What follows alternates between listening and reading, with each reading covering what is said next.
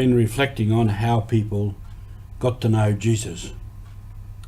In the first place, a couple of the apostles, Andrew and James, I think, were listening to John the Baptist. And when he was preaching about the Messiah to come, and then John the Baptist said, "Not me, him, that one there, walking there." So they followed Jesus, spent the day with him. Then they came back and said to Peter, "We found the Messiah." And so the word spread in that way. This is Mission Elijah with Roger from the MSC Mission Office. I spoke recently about the network we have had a small part to play in creating to assist the Afghans. And in some sense our part in it started here, right here, with me sitting in this chair. And then our project officer Sean was out in Campbelltown where he lives and in lockdown.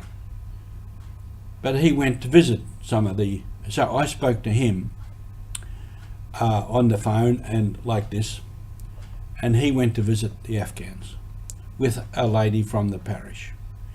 And then the word spread to other people in the parish, and more people came and more people joined. And I communicated with our friend from the advocacy group, and so the word went from one person to another. And people contacted this office about that or about other things and became interested. So it was from person to person, often through this media, because I've done a lot of what, the part that I've had to play in it is exactly from this chair. That's part of the social media today, which is very powerful. Often the word about Jesus and the church spread through people. That was certainly the case in Papua New Guinea, where the missionaries landed on Yule Island because it had a good port for shipping, and evangelized the people there, and then they told other people about what was going on, and those other people came and asked if a missionary would go to them. And this is what happened onto the coast, where people asked, and then on the coast there was a feast and people from inland came to visit. And so there was the link there, because they were related. And then they asked, so the missionaries went inland, and then from inland up further into mountains, they were related to the next lot of people. And so it would leapfrog along the way through people who were related, who knew others. And then often these relations were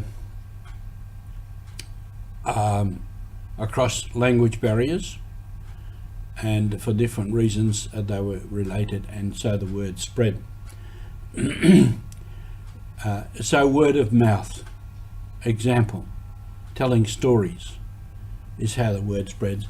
And even though the social media is a very big part of our life today, and probably an important way of spreading the word, and often is very active, often the personal contact, the personal approach is what is needed to communicate, hey, I know Jesus and he's a good guy and I want to follow him and I believe in him, and so on and so forth.